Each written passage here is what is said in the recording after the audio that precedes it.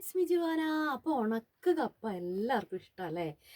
അപ്പം ഉണക്ക കപ്പ പയറൊക്കെ കൂട്ടി പുഴുങ്ങിയിട്ടുണ്ടെങ്കിൽ അടിപൊളിയായിരിക്കും. അപ്പോൾ ഞാൻ ഇന്ന് ഉണക്ക കപ്പ പുഴുങ്ങാൻ പോവുക. അപ്പോൾ ദേ ഉണക്കപ്പ ഇങ്ങനെ വെള്ളത്തിൽ ഇങ്ങനെ ഇടണം, കുതിർത്തണം. അപ്പോൾ വൻപയറും കൂടെ കുതിർത്തിയെടുക്കണം. കടല ചേർക്കുന്നവർക്ക് കടല ചേർക്കട്ടോ. അപ്പോൾ ഞാൻ വൻപയറും ഉണക്കപ്പയും മാത്രമായിട്ട് കുതിർത്തി എടുത്തിട്ട് ദേ കുക്കറിലിട്ട് ഞാൻ ഉണക്കപ്പയും പയറും കൂടെ വേവിച്ചെടുത്തിട്ടുണ്ട്. ഇനി വെള്ളം ഊറ്റിക്കളയട്ടെ കേട്ടോ. ഇതാണ് നമ്മുടെ ഉണക്കപ്പയും വൻപയറും കൂടെ വേവിച്ചെടുത്തത്. അപ്പോൾ അത് ഞാൻ മാറ്റി വെച്ചിട്ടുണ്ട്. അപ്പോൾ നമുക്കിനി അതിന് അരച്ചെടുക്കണമല്ലോ, ചതച്ചെടുത്താൽ മതി. തേങ്ങ, അതേപോലെ പച്ചമുളക്, വെളുത്തുള്ളി, ജീരകം, കറിവേപ്പില അതൊക്കെ കൂടെ വേഗം ചതച്ചിട്ട് വരാം കേട്ടോ. അപ്പോൾ നമുക്ക് അടുപ്പത്ത് ഒരു ചീഞ്ചട്ടി വെച്ചിട്ട് നമുക്ക് എണ്ണ ഒഴിക്കാം. എണ്ണ ഒഴിച്ച് ചൂടാകുമ്പോഴേക്കും നമുക്ക് ചൂടായ പോലെ നമുക്ക് ഇച്ചിരി കടുക് ഇടാം കേട്ടോ. കുറച്ച് കടുകിടാം. കടുകൊക്കെ പൊട്ടി വരുന്നുണ്ട്.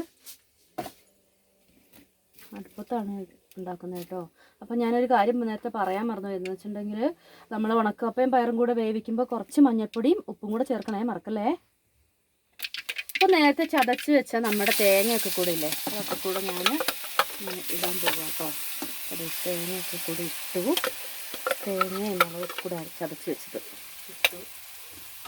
അപ്പോൾ നമ്മുടെ കപ്പയും പയറും കൂടെ ഊറ്റി വെച്ചത് നമ്മൾ ഇടുവാണേ. ഉണക്കപ്പയും വൻപയറും കൂടെ വേവിച്ച് വെച്ചില്ലേ നമ്മൾ നേരത്തെ, അത് നമ്മൾ ഇടാൻ പോവാം കേട്ടോ.